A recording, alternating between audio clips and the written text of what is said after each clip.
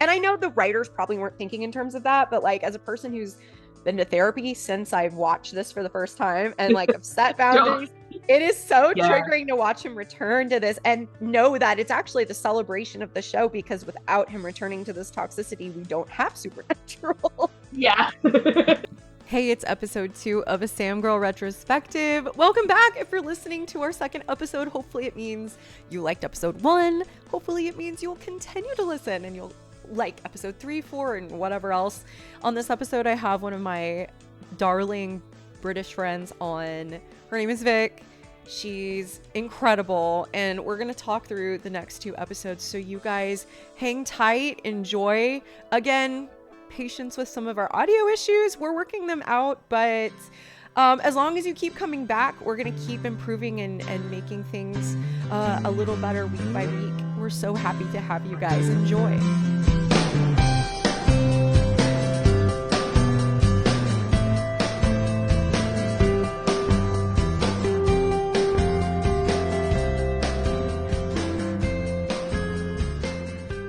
All right.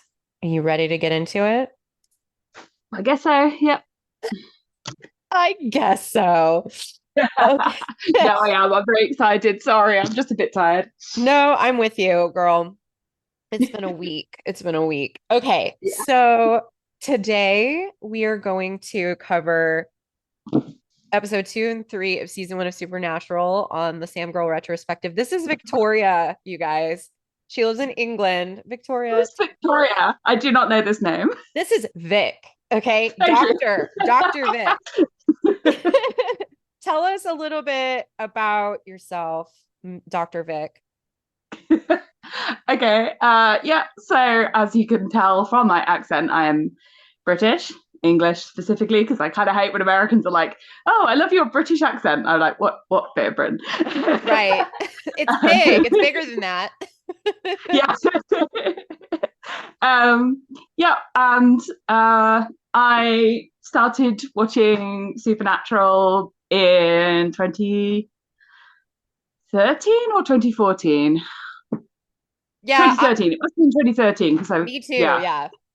Yeah. So around the same time as Audrey. And it was because my husband, who is also an archaeologist, we're both archaeologists, got his first job. And unfortunately, a lot of archaeology jobs involve you working away. So he was like living somewhere else during the week. Yeah. So I was fucking bored out of my mind. And so I was lent the first season of Supernatural on DVD by my physical colleague. Media. Yeah. By my colleague at work, who was like, "Oh, you really like Buffy and stuff like that. You probably like Supernatural." And then I don't think any man in this universe has ever regretted anything as fast as he regretted introducing me to Supernatural. I don't think he really understood what I was like, that I am incapable of just like casually watching a thing. Right. So then, like, because Robin wasn't there, I would be coming into work every day and I was like telling him about everything, and he was like, "Yeah, I've watched it." And I was like, "Yeah, but have you watched it? Have you really watched it?" So I was coming in, I had all the facts, I'd been on the wiki. Yeah, and then eventually I was like, "I'm going to get Robin to watch this with me." So then we started it all over again. And we then basically watched straight through until I was caught up, which would have been very, very end of season 8. Yeah, you caught up before I did. I got there in the middle of season 9. Yeah, so I caught up very beginning of season 8, and then I eventually realised that my work colleague had only seen up to season 5, so I couldn't talk to him anymore anyway, and B, I was maybe starting to make him slightly insane. So I was already on Tumblr. I had a Buffy account at that point, one of my other great hyperfixations in life. Yeah, and then I started posting Supernatural stuff on the Buffy Tumblr. Mm-hmm. And then eventually I was like, I am posting more about Supernatural than I am about Buffy. I better make another Tumblr. So then I made like a second Tumblr, like a side account, which of course then became my main account. And I had to like relog it, like, you know, you had to like switch out between them. So every time I was like on the main one that I never used, and then I had to switch. Yep. So that was not at all annoying. Yeah, and then just started posting from there. I had become a Sam girl, like definitively a Sam girl, I think, by around season 7. Funnily Yeah. enough, my husband Robin, I think, was, if not a Sam girl, then definitely on the anti-Dean train earlier than me. Oh, dang. Okay. He was anti-Dean by season 4. Like he was Yes. fully done with Dean at that point. That one's So such that a was hard always me. season.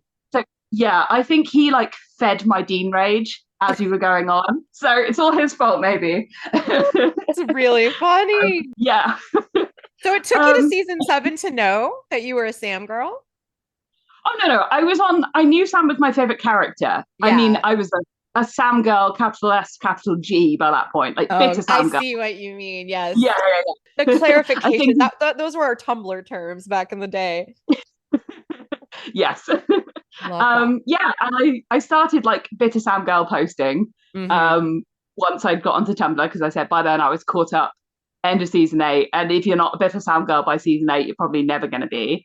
Right, And exactly. then season 9 was then the first season that I saw live, and probably season 9 is like the peak of bitter posting because Yeah. it's exhausting. And Yeah, we were all and posting at the same time and we yeah, really so fed I off was of going each to say, other. you were one of the first like Sam girls that I followed. And I remember, I don't remember what the post was that I made, but I made a post and you DM'd me on Tumblr.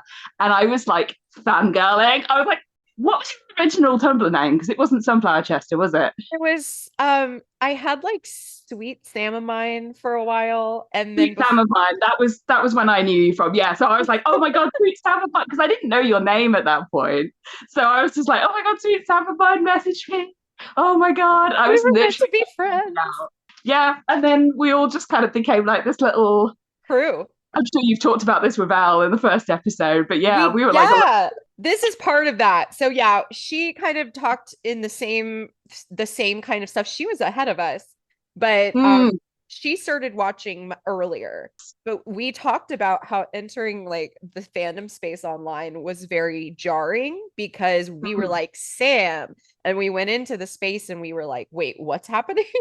And Yeah, that's kind of actually, because the other thing was, before having watched the season, the only exposure I'd had to Supernatural was through Buffy fans who watched Supernatural, and mhm. all of them were Dean girls, and all of them posted the Oh. dreaded like Dean Buffy parallels, which you know how I feel I about do these. know Yeah, how you I know, feel I know about you feel that. the same. So that was literally my entire exposure. Like that's all I'd seen, and I think I also saw a couple of people because for my sins, I was a bit of a Buffy shipper. Like post, I'm a like season 7 and onwards Buffy shipper, which onwards for clarification for those of you not this deep in the Buffy fandom means the comics.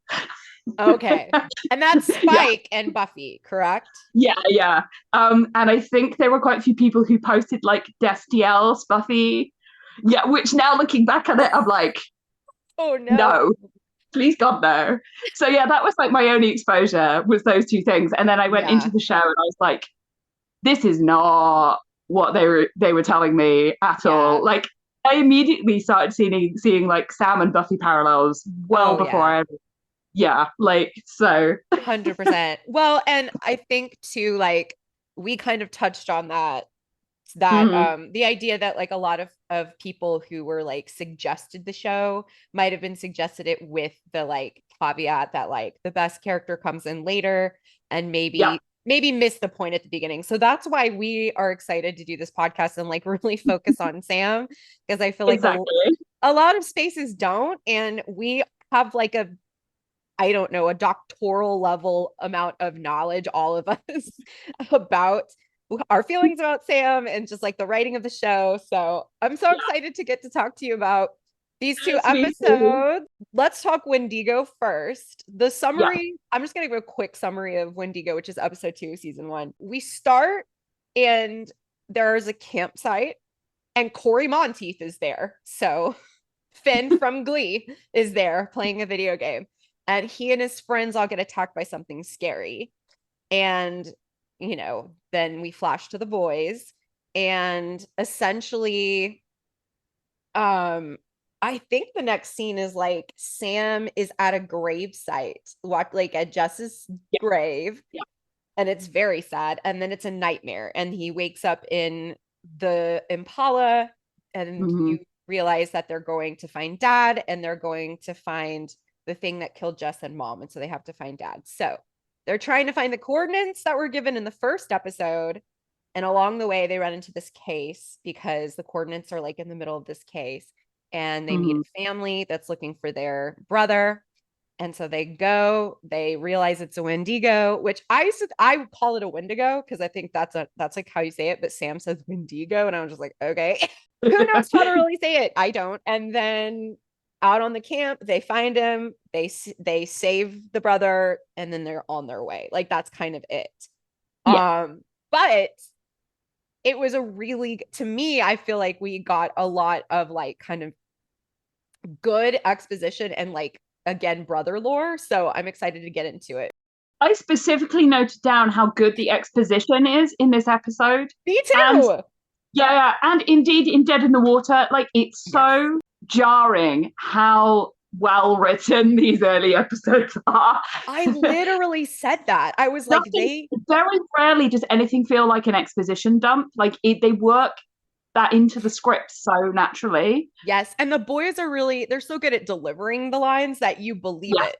Like I think I specifically like said that about when he was explaining that, hey, I know that you're offering me the Impala because you're concerned about how I'm feeling about Jess, and like and we get the very first Sam I'm fine TM of the series with millions more to follow, and it's never true. No, like it's never fun. Yeah, right. But they lay out the ongoing plot very well. They find the thing that killed Jessica. That means we find Dad, and that'll help us. And it's all connected, and they're able to like lay that out in a really genuine like dialogue instead of it being like, this is a recap and this is explaining things. So one thing I noticed specifically in terms of like stuff where I felt like it was just such a natural bit of like exposition about the Wendigo was when Sam convinces Dean that it is definitely a Wendigo, and Dean just looks at his gun and he just goes, well, this is useless then. Yep. Like he doesn't go into a full, and admittedly later on there is a bit more of an exposition-y line about that where he does explain it to what's the like hunter guy who's not a hunter, but I just called him the toxic asshole. Yeah, him. They always have like one of those in an episode where you're like, oh, this is the toxic asshole, so when he dies, we don't have to care.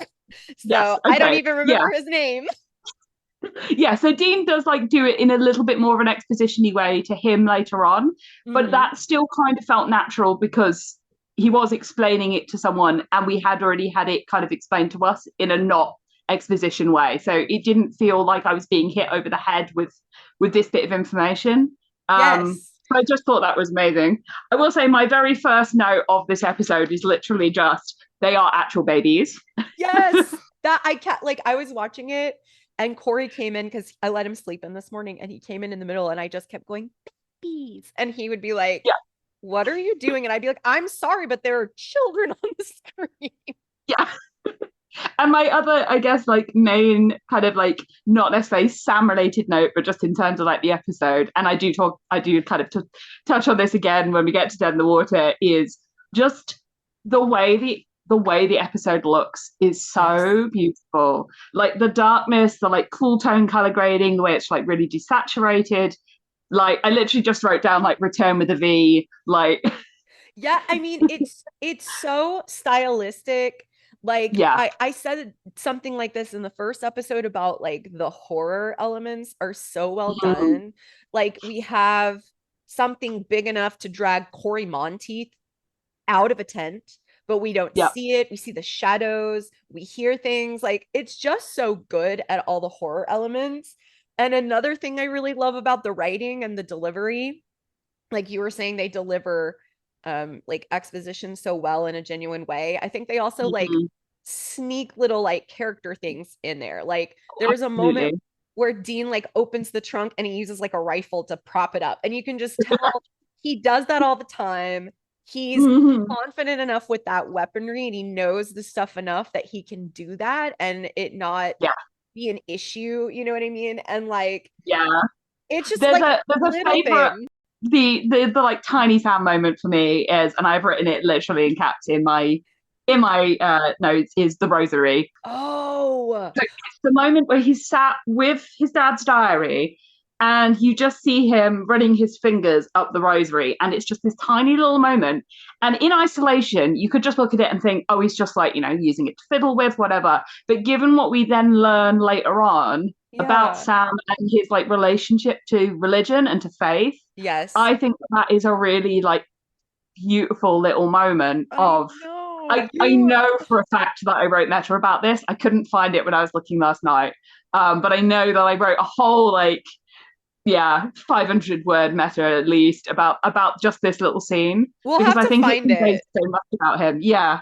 Oh, we'll have to find it for sure because I bet it's somewhere in our archives. But no, that's such a good detail that you pointed out. And that's what I mean about like the rifle thing. And like those are things that it feels like a lived-in world because Yeah. they do these things, but they don't have Dean come in and then go, "Oh, I see you're holding your rosary." Like sometimes when it can be forced, and the beginning of the show just didn't feel that way. I wrote this No. thing about like the lore building of each case and Mm. it's so good, and that like there's small things that the show does that keep it feeling like scary, but also like we know what the overall plot is, but this is still Mm. like interesting.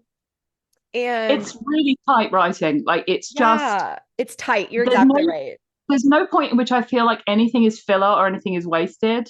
No. Everything feels in service of the character and the plot. And that's what we Um, lose eventually, the character part. Absolutely. Because I said Yeah. it especially hurts to watch these early episodes and to see it be like this. Yeah. Yeah.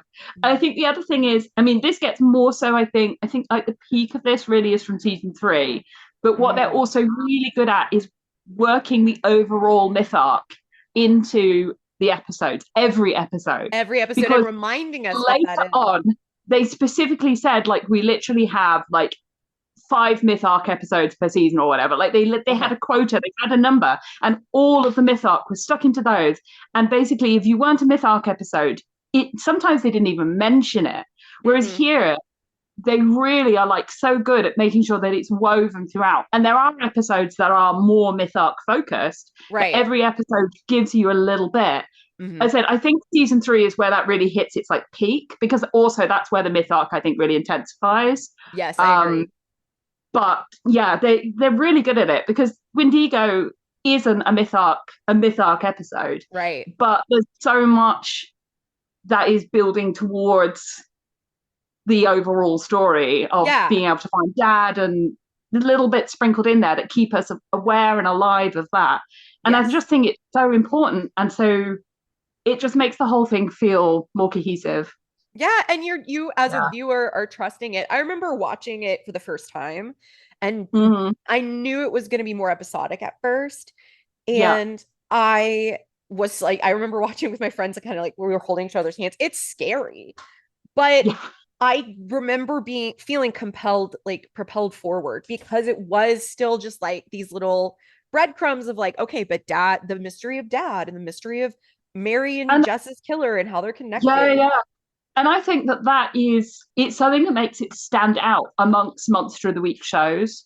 Yes. Um, even I would say even Buffy, like the first season of Buffy, they're Hmm. not as good at getting that like little bits of the master into every episode. Like he is quite, they get better at that later on. But it's very like common with Monster of the Week shows that the first couple of seasons are really like very, very episodic week to Hmm. week.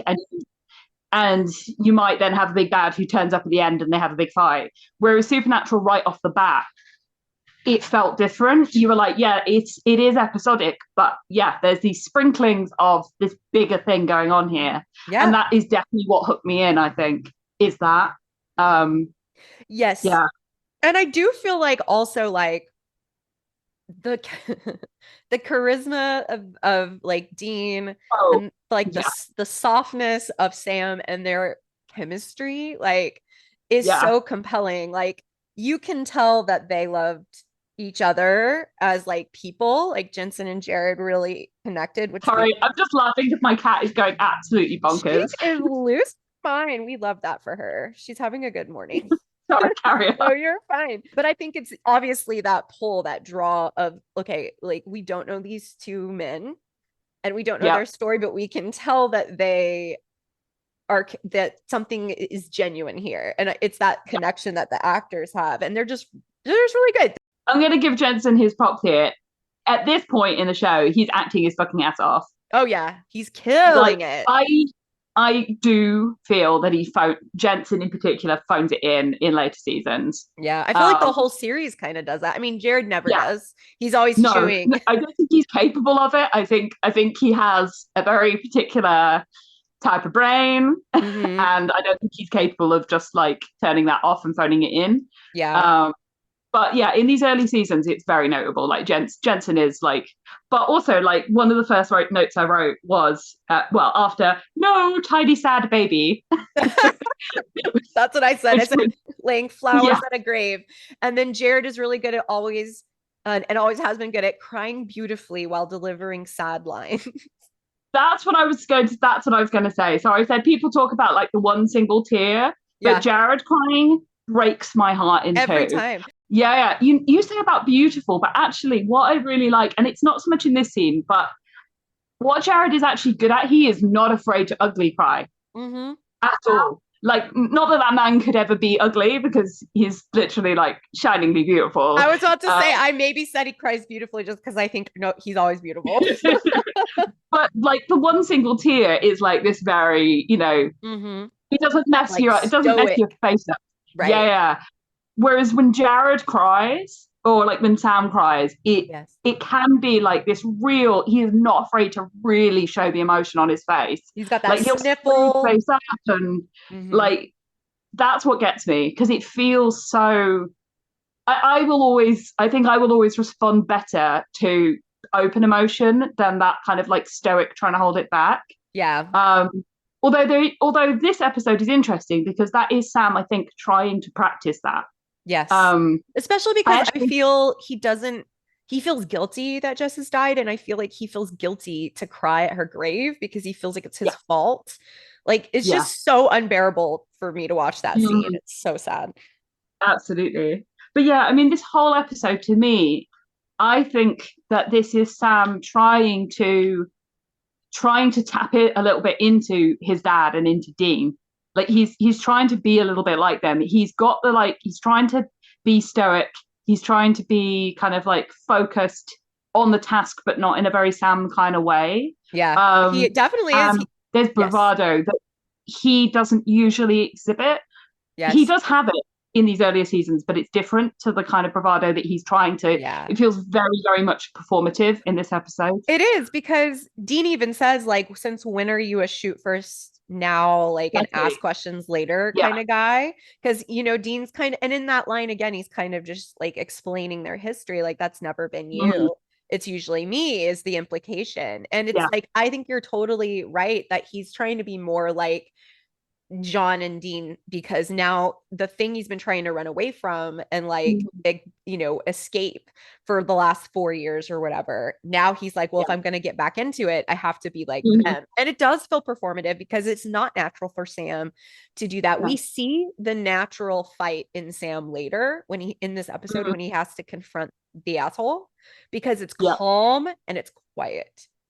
And it's, remember, like when the guy, it just like bows up to him in the woods and is like, what are you talking about? And Sam's like, I know what I'm talking about. Like, he's so quiet, he doesn't yell, he doesn't do anything, he just kind of smirks. But Dean instinctually knows to get in the middle, because he's like, I know what Sam's about to do. This is what Sam's like bravado or like looks like. It's quiet and it's calm. Yes, absolutely.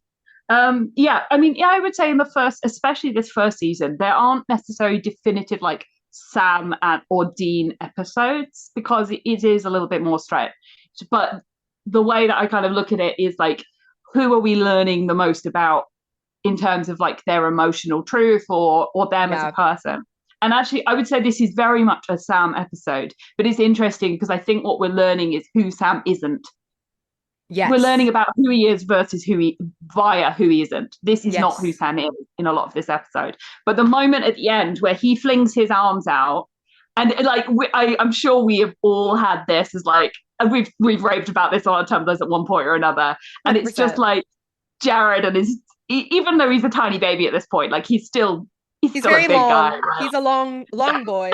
I And it's literally just like shielding them with his body, and that is Sam. That is Sam to the That is core. Sam. Exactly. I wrote a note about that. I knew that you were going to talk about it. I said, Sam girls love this episode because it's the one where Sam reaches his arms out to shield people and keep them behind him.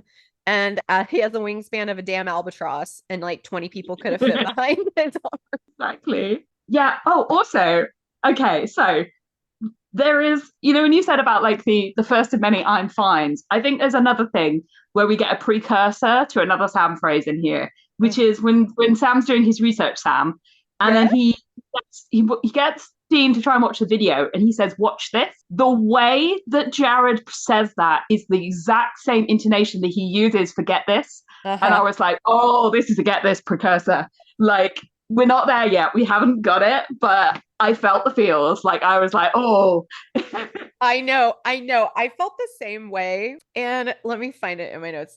I said Dean is really good on his feet. That's one of the things I really loved about watching this episode is kind of watch them settle into their roles as Yeah. partners. And so Dean's like Mm-hmm. really good on his feet with the family, with the Yeah. sister and the younger brother. I said something about how Sam is now officially the researcher and he has that shitty old laptop with those just like those really ugly stickers, and it I gave me know. like all this millennial nostalgia because like we kind of like that was something very specific. It was like putting stickers on your binder and then you go to college and you put stickers on your laptop. Absolutely. Yeah. Yeah. And then, like, one of the other big things I think is really important to talk about in this is, and you brought it up, is the thing about Dean offering to Sam to drive. So, number one, it's really notable because Dean notices that Sam is having issues. He is aware of his feelings and Yes. he tries to do something about it. But the other thing is, and this actually ties into another moment, and let me see if I can find where I wrote it down. It was when Dean made fun of Sam for using the word corporeal, and he was like, oh, like college boy or whatever. And Sam immediately just says, "Shut up." He actually shuts him down pretty fast, and he has so much more agency in this relationship at this point. Yeah. There is a lot more give and take. And Dean is more And receptive to. he is so much more able to just shut down Dean's bullshit. Yeah. And then I think that ties into the fact that at the end, he does drive the Impala. He's like, And I will take that gesture that you're trying to give yeah, me. you know what? Yeah. And I And think it's lovely. It's a lovely brotherly moment. And it's exactly. also just a lovely moment of Sam showing that he has agency in this relationship. And Like, it's something we won't get much in the future mm, is the sweetness. Because even when and I don't know how it'll be after the next episode, but immediately after the next episode, we're gonna mm, talk about that in a minute. The sweetness is kind of different. It's probably a different writer, but the boys are meaner to each other in the next I would episode. agree, And yeah. I really enjoyed in the Wendigo episode that the boys were really sweet, even when they were at odds with each other and they disagreed. Like Mm, you could tell that Dean cared. Like he was intuitive enough to be like, I can tell my brother is hurting. We've been apart for 4 years, 3 years, whatever. Like mm-hmm. I still know when my brother is hurting. And Sam was like, I still know, despite being away, that when my brother's trying to show me he cares. And I love Yep. that. I think that's an incredibly important part of this episode because we get to know the two of them as brothers. And Yep. I don't know, I just love brothers. I love when they're being sweet to each other. And I agree. they were, even in bickering moments, were very sweet with each other in this one. Absolutely. Yeah, yeah. I did also write down at one point, and I don't know what it was in reference to now. Yeah, actually, good advice from Dean, groundbreaking. But I did then write a line straight away after that says, well, he was doing okay for a minute there. So I I wonder don't know what what it Dean, I was. don't know now. So I did a whole little note about the infamous saving people, hunting things, the family business line. Oh my God, Dean said the line. Yeah, he said the thing. And we're all the Leo meme pointing at the TV. But I Yes. just kind of was like, no, because like Sam response to that is literally perfect because Dean's trying to like make him feel better. And he's like, hey, Mm. this, dad left us this. I think it's because he wants us to, do the family business. And Sam goes, that doesn't make any sense. And I cracked up because I was like, it doesn't make sense. And then he goes, No. why doesn't he just tell us where he's at or call us or tell us what he wants us to do? Like, if that's what he wants, why doesn't he just tell us that? And I was like, literally, like, why is this man being so cryptic? Why is he being such literal absent father for these poor boys who he knows are chasing after him and are scared? They're like, it's just every time. There is zero reason to Yeah, lead them on like a treasure hunt where they have to go to different coordinates. Like, just it's tell them so where you are. stupid. Exactly. And every time Sam kind of questions that, I'm like, thank you. Because the narrative does tend to push that like John is doing this for their own good and Dean Yeah. agrees and Sam questioning is bad. When if you think about it logically for 4 seconds, at any moment, you're just like, actually, John's just like kind of shitty and what the hell is going on? And you feel bad that Dean is like, well, I will do whatever dad says. And you're like Yeah. on Sam's side, like, no, this is dumb. That was the one thing I was going to say is, so I think the narrative early on is much fairer to Sam. It's much Yes. more equally balanced towards Sam. But I think, did we used to call this Dean slant? I think that's Yes, we did like a how Dean we slant remember it. narrative. There is a Dean slant from day one. The narrative is very rarely overall on Sam's side. Yes, because it's Yeah, John's way or yeah, nothing. And Dean agrees with mhm, John and Sam yeah, doesn't. And yeah, again, in the first episode, I talked with Elle. The boys are diametrically opposed in the way that they dealt with hunting. Like Dean was like, I'm on board, and Sam always wanted to like not do that. And again, mm, they're like diametrically opposed in how they should deal with finding dad. Like Sam wants to find dad and get Jess's killer. And Dean's mm, like, well, I want to do dad's like orders for us along the way. And that makes Sam feel like they're wasting time. And so there is a always going to be like these two brains are always going to be working against one another. yeah. I do feel like it's almost like the first few episodes they are kind of trying to set it up as if Dean cares more about the people and Yeah. Sam is more focused on the mission. But I think it's a really unfair perspective because is that Sam at this point is freshly re-traumatized. Yes. And grieving the loss of a Yeah, woman he yeah, loved that he had a future with. exactly. Yeah. And And so of it's course he's focused, but mhm. also he is much more willing or much less willing to put up with John's bullshit. And Yes. so he is already seeing the fact that what John is telling them to do is not about trying to save as many people as possible. It's about John trying, he knows it's about John exerting his control over them. Yeah. You know, And he's Dean, that's telling you you have to go here and then here and then here and do these things and do the family business. That's about control. And yeah. Sam, I think, actually is trying to he's trying to exert his independence still by saying we're not going to play that game. We're Let's just going to just go find him. go straight to it. Yeah. When Dean is like, well, Yeah, we're helping people and like who does it if not us? It Sam's like it's a manipulation. Like it's really just like, well, we're doing something good, so you should want to do it.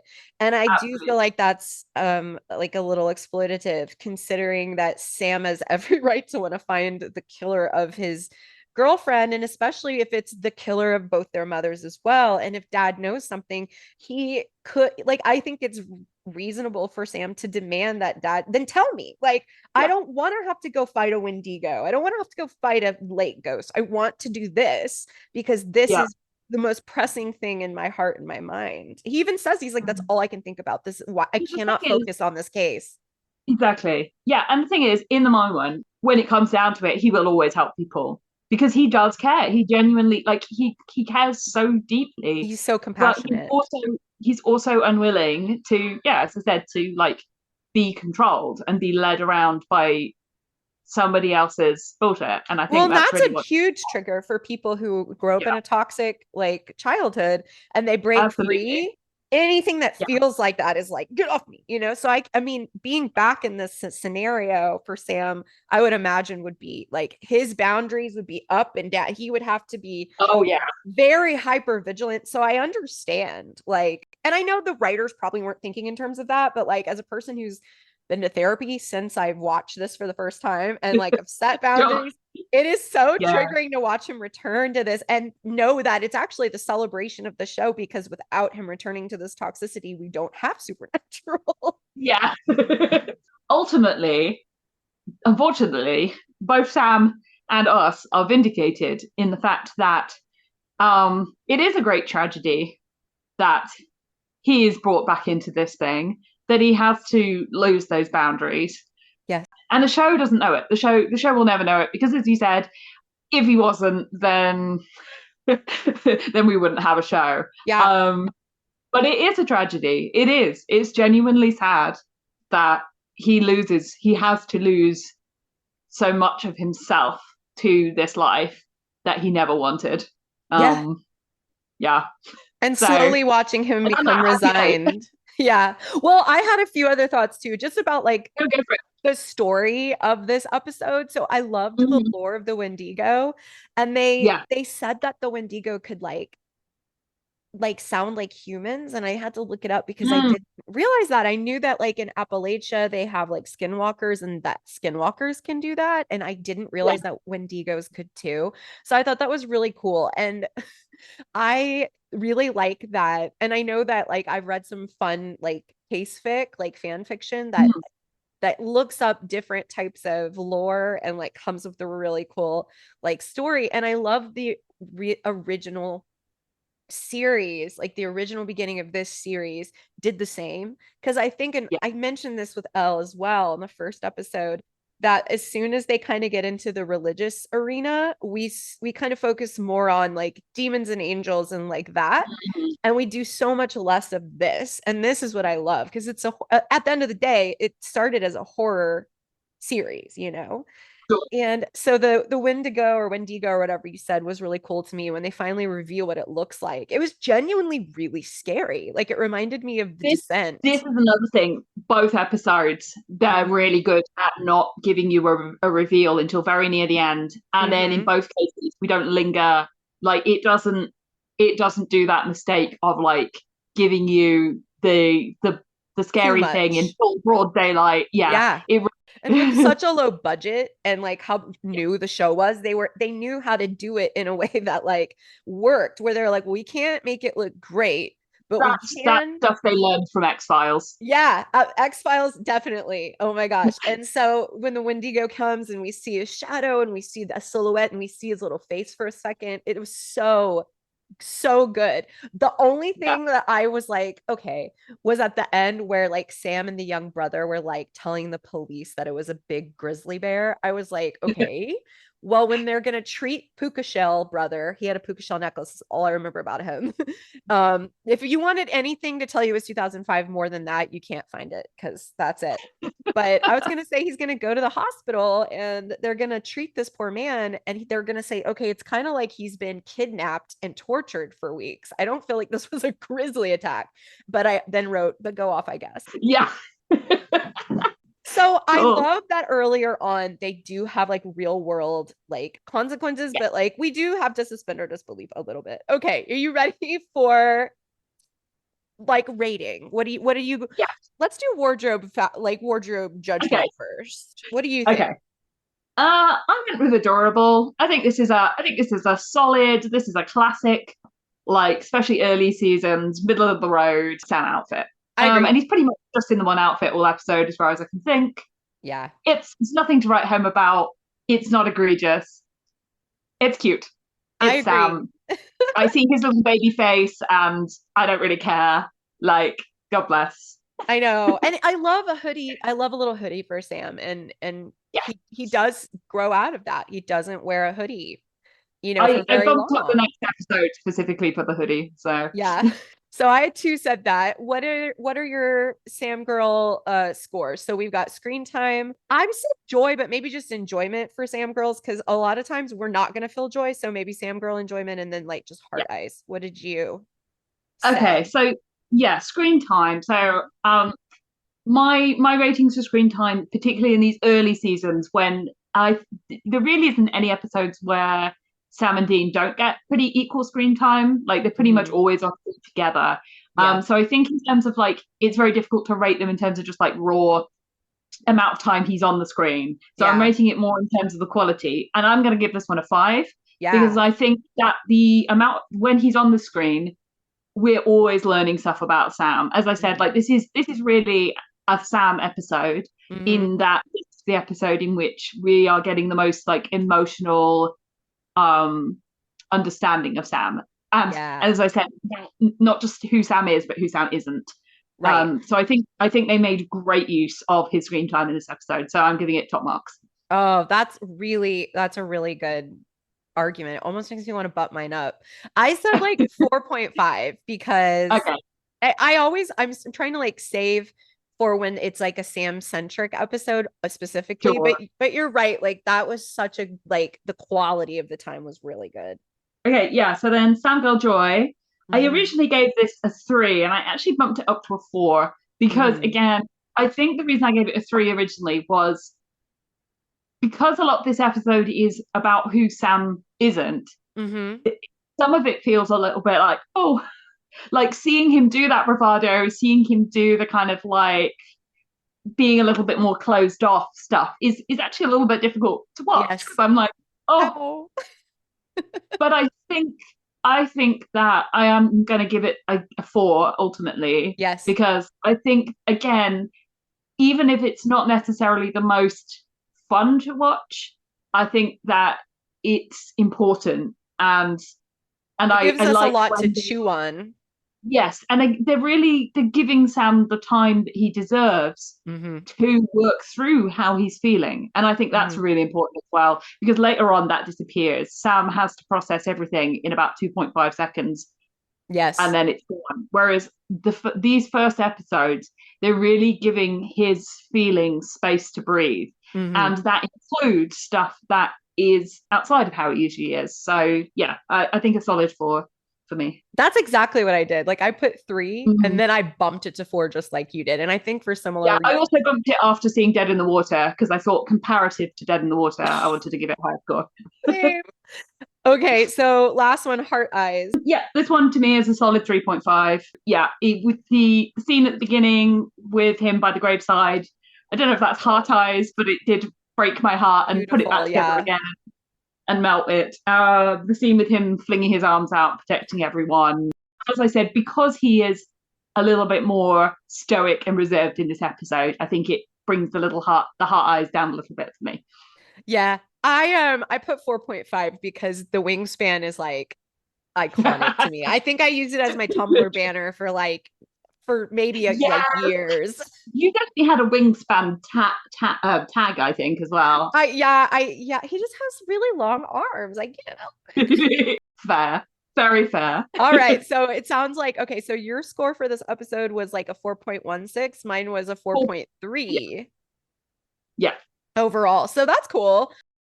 Let's talk about the next one, Dead in the Water. So okay, season 1, episode 3, Dead in the Water. This is a more Dean centric yes. episode. And Vic, you actually showed me your first note before watching this. What did it say? It said, I remember very little of this episode, so I'm assuming it might be more of a Dean episode. And I said to the chat and said, let's see if I'm right. And I was. Yeah, I was Um, nodding at you because I remember this one very well. Let me recap what this one's about, and then we can yeah, dive into our notes. So, this is another one of those cases that they're hitting along the way trying to find dad, and it is about a lake that people are dying in and disappearing in. Like they can't find the bodies, and it's like a pattern, and it's eventually they realize that it's focused on one family, and that's very strange. Of course, the boys are at odds again. Sam's like, why are we doing this? Can we please just go find dad? Dean's like, no. And they get kind of mean with each other. And then Sam like capitulates and is like, okay, whatever, let's figure this out. And then there's a young boy. He is mute because of the trauma of watching his father like drown. Dean connects with this child. There's a whole conversation that they have, well, not really. Dean talks to this young boy, and the boy listens while he's drawing. And he's like, I watched my mom die. It's very scary. I get it. And they connect on that, which is really sweet. And Mhm. Amy Acker appears as she's the mother. And I was like, hey, Amy Acker. I have so many notes that are just about Amy Acker being Just about adorable. her I'm being gonna be there. honest with you. I knew, and I was like, I'm glad I have the Buffy and like Angel buddy on today for the Amy Acker episode. So after they connect, more people start dying. They realize that the lake is haunted because some guy like dies in his freaking sink. It's crazy. This is when Corey was awake with me, and he was like, why would you stick your hand in the murky, gross water and then get your arm sucked down the drain or whatever? And I was just like, scary. So what ends up happening, they reveal that Amy Acker's father, who is the sheriff who's been trying to run the boys off this whole time, is actually connected to the spirit that has been attacking these families. And it turns out that he and his friend, when they were young, actually accidentally drowned a boy in the lake. And that is the spirit that is coming for revenge, so that they have like all of their family drowned so they can feel the pain that his mother felt when he was like murdered. And Mhm. so this is also the episode we get the iconic behind the scenes clip of Jensen jumping into Jared's arms on the pier. And Yeah. it's one of my favorite like things I've ever seen. And at the end, they are able to get rid of the ghost because the the sheriff dad like sacrifices himself after admitting to being a murderer as a child.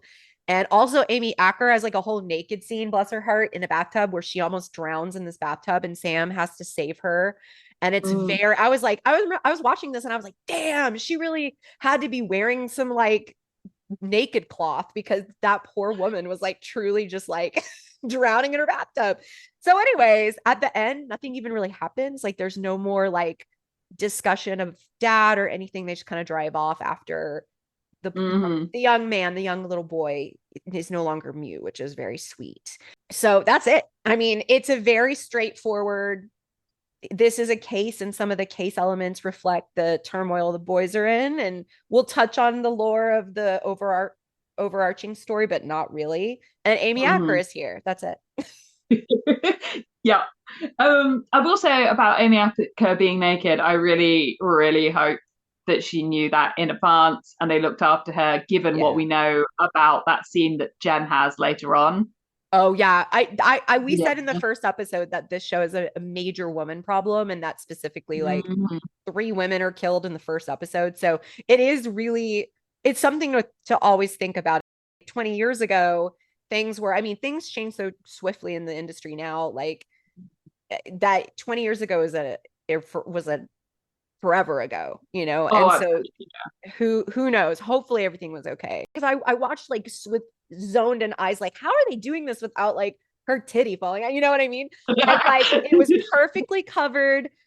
Nothing was showing, and Jared's hands were in no weird place. Like they had to have choreographed it perfectly. So like her hands were covering, his hands were around her tummy, like she fell in a Yeah. perfect way. I was just really impressed by that whole scene because I was like, this would be super awkward. Yeah, true.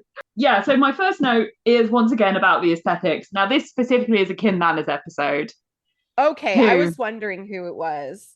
yeah, I looked this up because I couldn't remember if Wendigo was, and I thought this because the that early style is very influenced by Kim Manners. So even ones that are not Kim Manners episodes Uh-huh. feel are in that same sort of style that he uses. Uh-huh. But yeah, then I was like, this one I think definitely is, and I went and looked it up, and it is. And they're just gorgeous. Like he I was agree. such a talented director. And I did say so X Files because of course that is there's a lot of ways in which Supernatural is influenced by X Files, but the Mm-hmm. aesthetic is of these early seasons is very much one of them. Yeah. And obviously that is partly to do with the fact that Kim Manners worked on both.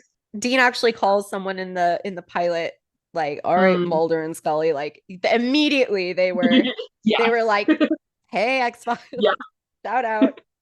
I did also note, so not to do you too many notes about Dean, but this is a Dean episode, so It it's somewhat is. inevitable. This is the episode where he does that smile with the pencil in his mouth, which Yep. I feel like is one of the most ubiquitous Dean gifts. I'd forgotten that was this episode, and I saw it, and I was doing the like Leo pointing at the screen, like it's the thing. He's so, oh my God, he's so beautiful in this episode. And I just Oh, have such absolutely. a deep love for young Dean. And I like season 1, 2, 3 Dean, especially, are my favorite Deans because, and I love watching anything like before he becomes who he is in season 4, because I feel like irrevocably he becomes something that is just so, it's just something that it grates on me. Like me and Dean are at odds from then on, as much as I love him. And so I just love those moments. And that I wrote down like, oh my God, one of my favorite Dean faces just happened, which is funny to say, and say like, oh, I have a frame, like 5 frames of one episode is one of my favorite 5 frames, but that happened to me. And I'm glad that you know. It's just you see that gift so often. Like it's such a that I think is one of the if I think of Dean, that would probably be like in my top 2 or 3 Quintessential. little bits I think of. Yeah. And like you, I have a great affection for early seasons Dean, even though Yes. there are touches of what I don't like about him Mm-hmm. that are already seeded. But overall, and my tag on Tumblr for him for these early seasons was Fluffy Duckling. Yes, I And talked about that in the first episode. I told Elle, I was like, I think I called him that, and I can't remember why. And now I remember it's because it was your. yeah. It's true. I don't know what it is about him. Something about him is a fluffy duckling. Like It's he just just is. true. You're right. It's just correct. And oh, no, you're totally right. And I think what it comes down to is if the things we had a problem with Dean were just like the flare-ups from the first 3 seasons that we see and nothing else, like I think there was more that we could like there would be more of an overlap of a place where we could sit with Dean. I think when we get Absolutely. to season 4, the flare-ups become like his entire personality Yes. and his entire like And coping the skill. the the physical and emotional violence towards Sam Yes. becomes intolerable to me. Unbearable. Yeah, I Yeah. agree. I agree. I will also point out, I did not expect when you said I have a note about Dean. I thought it was going to be something negative, and I thought it was going to be what my first note was about Dean Uh-huh. episode. And I know you're going to know what I'm going to say, but I said Dean encouraging Sam to have quote unquote fun with a girl when he's clearly grieving the horrific slaying of the love of his life is pretty fucked up. Yeah. And then I wrote, Yeah. who wrote this episode? Not the same person as who wrote the last episode, I'd say. Because in the last episode, Dean is so intuitive and he's so like concerned. He's like, hey man, drive a car. And in this one, he's like, why don't you go fuck that girl? Jess is dead. Why don't you go fuck that girl? Like, what? Yeah.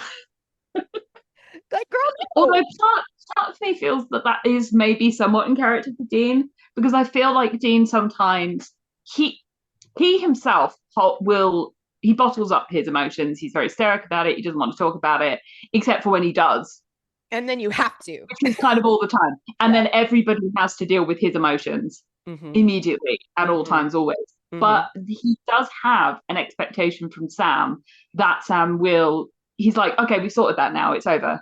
So I don't think it's entirely out of character for him to feel like, okay, at the end of the last episode, Sam was like, I'm driving. And then he took that as, right, everything's fine now. We're good. No, you're right. And I don't even mean it to say like it's out of character because we're still building his character. Sure. It's episode 3. So this is who he is. But I just like was so like happy about the second episode where they were so sweet. And then I was like, damn. Yeah. And then immediately the boys are getting meaner with each other in their disagreements. Like in the first episode, it was more like, hey, why are we doing this? I'd rather do this. And now it's like, hey, we're doing this or we're not doing this. And that's that. And it's like, okay, damn. So I was like, the soft boys being sweet is over. Now it's pain from now on. Damn. Yeah, so my next note after that one about Dean and the pencil and his mouth smile was, but this was where I saw Amy Acker's name in the credits. Genuinely, I think as soon as I saw her name, I remembered this episode. sorry to Dean. It wasn't like I did not remember any of this really until I saw Amy Acker, and then everything about it came flooding back. I'm sorry, she's so adorable in everything she's ever in, and obviously I love her because she's Fred, and I love Fred. But she's just a very adorable person, I think, at least in the way she acts. So I always enjoy her, and I saw her name, and I literally wrote down, "Oh my god, Amy Acker!" Like I said, "Oh shit!"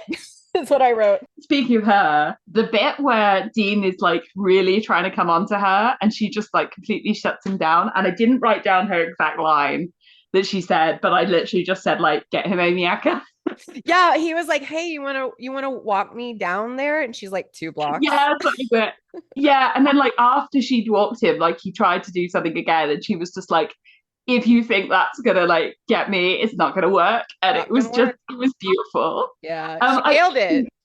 I appreciate, to be honest, in these first few episodes, that although the girls by the end of the episode maybe have like a little bit of a like affection for him, he doesn't get the girl in either of them, which I think later on it becomes a little bit more like Dean does get the reward for reward in brackets for like, you know, having come on to them and then being a bit like whatever, and then him saving them, and then they're like, ooh.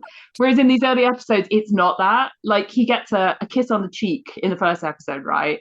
And then in this one she's just kind of like, oh, she kisses him. Yeah, I love that, because she like kisses him and then she's like, "Okay, bye," and he's like, "Damn, okay, bye." Like it was kind of smooth. Like she was the smooth one. Yeah. That's what I mean though. It doesn't, but it doesn't so much feel like like him getting the reward at the end. It doesn't feel skeezy. Yeah, where it's like, I did this so I could get laid. Yeah, it's more like, I also honestly feel like the show actually understands at this point that Dean isn't actually as good with women as he thinks he is. Yeah. When he's really trying, like he's good at them he's good with them when he's not trying. Yes. To come on, like that's actually the moments in which people fall for him. Yes. But I think later on the show doesn't understand that as much, and it just takes it as right that he's good with women in general. Yeah, and that's not true. I think that is. I like that they kind of are, they're less heavy-handed about it here at the beginning. They're more, it's more natural. I think as they shimmy into these, I don't want to call them like archetypes, but they kind of shimmy into these stereotypes a little bit. It's got like Dean gets the girl and Sam eats an apple, you know. It's like, okay. Yes, honestly, earlier on Sam gets more action than Dean in some ways. Yeah, because he's not trying. He's much more naturally good with women. Yeah, because he's intuitive. Yeah, and anyways, we'll get into that when we get to the Sam yes, episode. We will. Yes, another note that I had was, number one, I love them using Ford and Hamill as their aliases. Adorable. But also, this is 2 episodes in a row where they've been, so last episode they were Rangers, and then this episode they were from the Wildlife Service. There used to be things other than FBI. I know, right? They used to, and like, they had actual like real world consequences for lying about stuff like that too. People weren't just like brain dead going like here you go. But this is it's not just like these 2 episodes. Throughout these first, certainly I remember in the first season, they are more things more often. Yeah, they're like later on, again, they get so lazy about it. They are always the FBI, and it's like sometimes being a park ranger or being from the Wildlife Service is going to get you way further. Like it made a lot of sense that they had different things that they went with. Plus, I think it also just expands the world a little bit more. The idea that they actually have like this whole range of fake IDs. Yeah, and it expands their like know-how and like their competence. And I think they have to think on the fly a bit. Because they must have made up that Park Ranger one pretty quick in order to do that. Like they had to do that. I know, in the first one, I think Sam had they were being asked. This was first one. And they were like, "Are you these people?" And he was like, "Oh no, we're just students doing like a paper and we're doing our research out here." But Yeah, yeah. they, and I love seeing that. I wish I'm with you. Like the reason I think we get so emotional and like nostalgic about these early episodes is because we know that we lose that element of the writing. Absolutely. I also think even Ford and Hamill is telling Mhm. because I think later on they again they kind of become somewhat caricatures of themselves, and later on Yes. they always just go with the classic rock references. Yep. Whereas earlier on they're drawing from different pools, Hmm. and it's like maybe some of these are coming from Sam instead of Dean, or like who knows? But Yeah. like it feels a little bit more variety. Whereas later on they're just oh Like yeah okay classic Katy rock Perry reference or whatever. Yeah. yeah every time. Whereas yeah, the Ford and Hamill I thought was so cute. I love Yeah. that. Speaking of drawing, Dean is like talking to this little boy, and I know we need to get into this part of what it reveals Yeah, I about definitely the do. boys like past, but Dean Yeah. draws his family and he draws Mhm. he and Sam and he draws Sam shorter than him in the family portrait. And I Yes. think that's so funny, but I think it's really telling of how he still views Sam as like his little brother and he doesn't really see Do you, Sam as do he you think is. that was something that Jensen just did? Because I suspect it was. I don't think that was in the script. I bet you're right. And I think that's kind of cute that he's kind of adding Yeah. that. That's like how he would view, that's how Dean would view things. Yes. But in this situation, he's talking to the little boy about how he's like watching your parents die is not something you just get over. And I made note that Dean needs therapy, poor guy, but that like he's so good with this child because he sees himself in this poor child. And through that, Sam is witnessing for the first time that how deeply Dean was traumatized and Yeah. affected by that because John was the worst father alive and they were never allowed to talk about things. And so later, Sam is in the car, he's in the Impala with Dean, and Mhm. he's like, you never told me that before. And I'm like, are you serious? Y'all need to talk. It is literally the worst thing that has ever happened to both of you, and neither of you have Yeah. ever talked And about it's it. also very telling that then Dean, after that tiny bit of vulnerability slips Mhm. out, Yeah. immediately switches to the toxic masculine, Yeah, like, he's like, it's well, no what big are we gonna deal. hug now? Yeah, it's no big deal. It is a big Yeah, deal. It's the worst deal. yeah. And he literally does the like, oh, what are we gonna hug now kind of thing. Do I Like, have to because he hug just you? the idea. Yeah. And I Like don't blame it's him for that. so I telling. I don't feel like upset with him for that. I feel like deeply No, no, no. sad. That's what I Yeah. mean. At this point in time, Dean feels like a victim Yes. He of was his father's failed. toxic masculinity. Hmm. Later on, he lets himself become a perpetrator in a way where Hmm. I can't feel that sympathy for him anymore.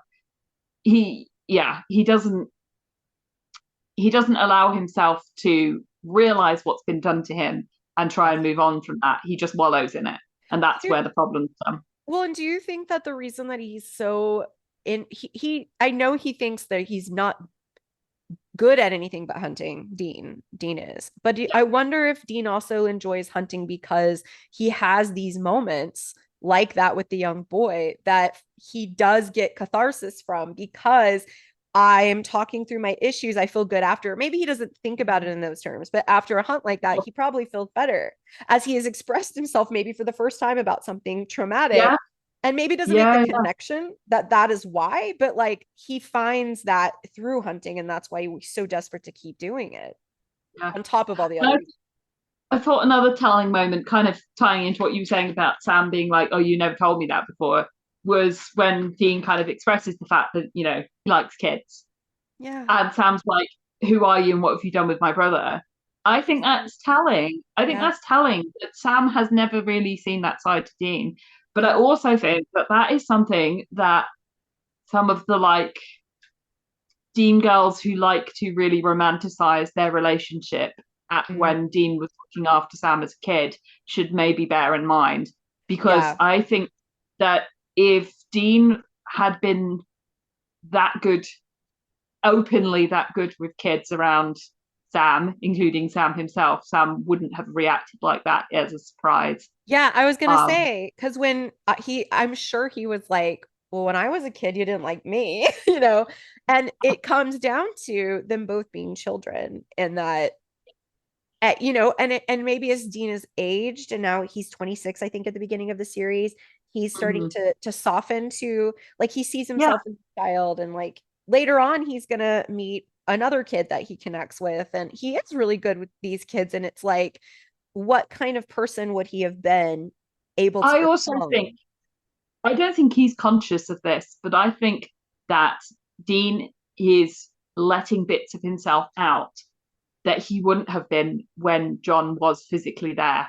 You're I so think right. I think that's what's going on. I think there's a lot of stuff that Sam has never seen because he's never seen Dean without John.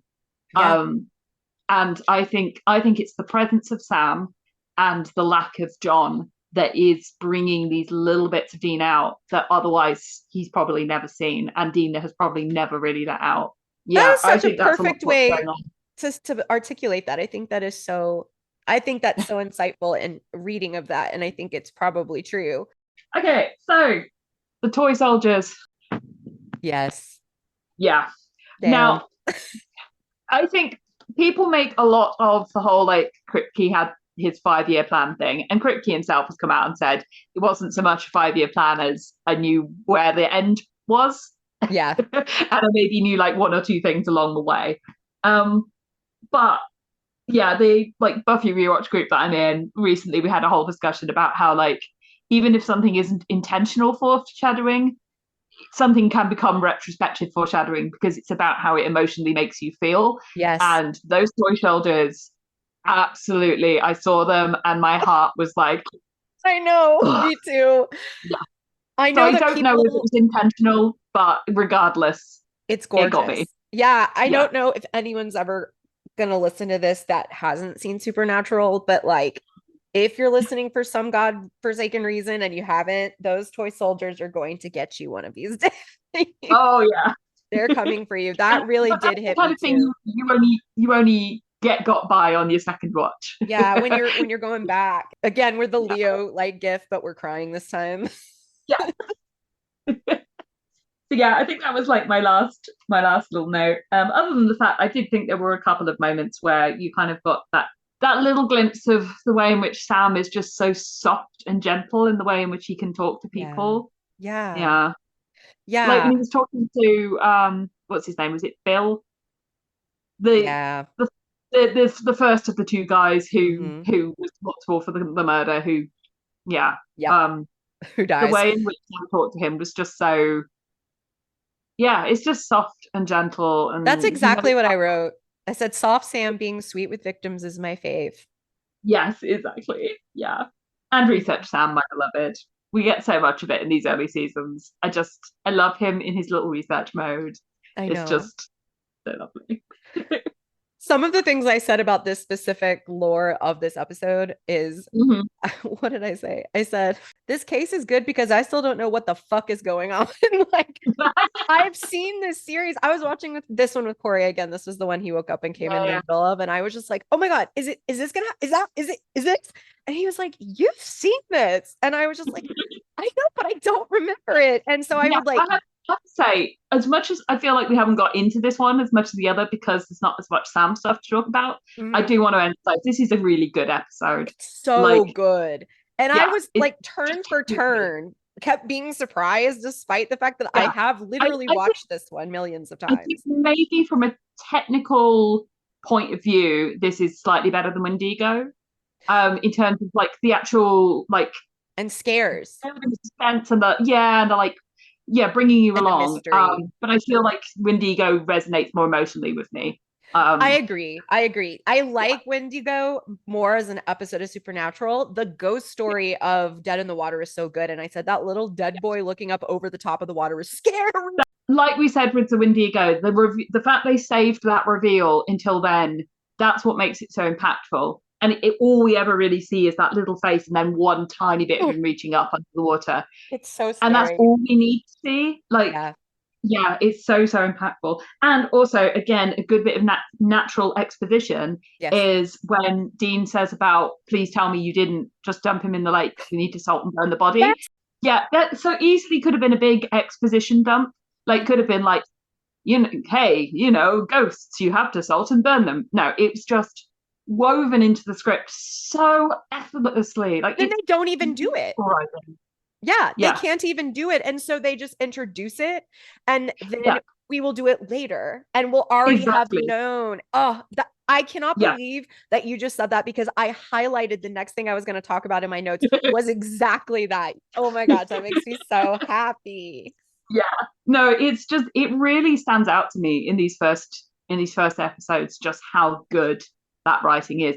And again, that really sets it apart for a Monster of the Week story. Mm-hmm. Because one of the biggest hurdles that most Monster of the Week stories have to get over is that they are almost always exposition heavy, because you have to be like, okay, here's the thing, we're doing the research, now we're going to Right. tell you about the thing and how to kill it.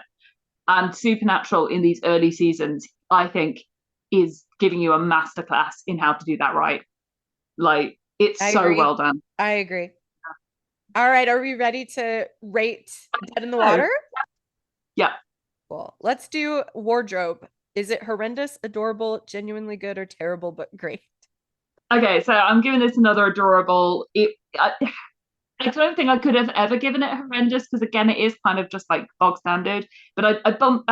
It was sort of like very low adorable to me, and then it Yeah. got bumped up by the hoodie at the end. Yeah. Anytime he's in a hoodie, I'm like, all right, you cutie. Yeah, he just looked so soft and You're a sweet, little and boy. A big, I tall, little, small, giant boy. yeah, I also think about the fact that Jared said something about like how much he likes wearing hoodies, because So, they so kind of make him feel like cozy. snuggly and Yeah. safe and soft. And I was just like, oh, That's so, that's so sweet. Yeah, I said the yeah, same. Adorable. I think most of these in the first season will be for me, unless yeah. he's wearing something especially like cool. Like, It's going to be yeah, the peak of everything ever, possibly. But well, I was gonna say the episode where he walks out in a towel and Dean's like, "What the fuck?" Like, that's what all of us were thinking. We were like, so that'll be a different scale of yeah, wardrobe.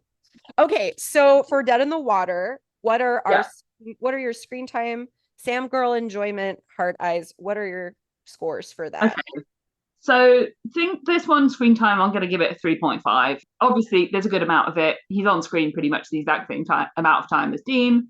But we don't get a great deal about Sam. We do learn a little bit that's about him in relation to Dean. That we brought up more, like we're learning about stuff what Sam doesn't know, Yes.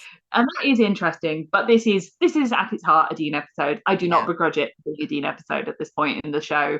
Right. Later on, I may start to become slightly more grudging of the Dean episodes. At this point, that's fine. We're 3 episodes in. We're allowed to have a Dean episode. We're allowed to Mhm. learn things about him, and the things we're learning about him are genuinely quite lovely on the Mhm. whole. So, yeah, it's only scoring low because we're scoring this in terms of Sam. Yeah, I Um, I gave it a 2. okay, He's very much like an observer, and that's fine. yeah, It is a Dean episode, so if you're in the market for a Sam ep, it would not be this one. no. So I You just know scored what? it. I think I may even bump mine down. I think I'm going to give mine a 3. Okay, gotcha. Yeah, So what about our enjoyment as Sam girls? What do you think? I gave this one a 2. Mm-hmm. Yeah, again, that's not to say that it wasn't a rage Right. in any No one was it was angry. no, it wasn't ragey, but it didn't spark joy in any particular sense. It That's was a it really was good way fun. to put it. Yeah. It like I Yeah. gave it a 2.53, mostly because like I enjoyed it because I loved to find out more about Dean and in turn got Mhm. to understand more about their brotherly Yeah. dynamic. But I'm with you. Like it wasn't, It wasn't as enjoyable as last time as yeah. well. So It yeah, was it made my feelings hurt a little when they were mean to each other. yeah. I All think it right. was I think partly that's a case of the fact that we watch these back to back. Yeah, and Heart Eyes, I gave that a 2.5. Mm-hmm. Again, I think that's kind of connected to everything else. He's kind of there. The moment where he's talking with victims, there's some very sweet bits there. Oh yeah, yeah, for sure. Yeah, and that I think that definitely gets me a little hard eyes. But there wasn't any kind of big like moment that really got my Sam girl feelings up. So yeah, I Right. think a 2.5 is pretty solid. That's fair. I gave it a 3. I think the victims, like the moment with the Mhm. victims always bumps it a little. But I Yeah. agree with you. Like it's kind of just mellow Sam in the background. So your score for this episode was a 2.5. Mine was like a 2.66. So we're kind of like right there on the same. Yeah, yeah. Episode 2 down, y'all. Yes. We did it. Thanks for coming on, Vic. And we'll do this Well, this again was next so week. fun.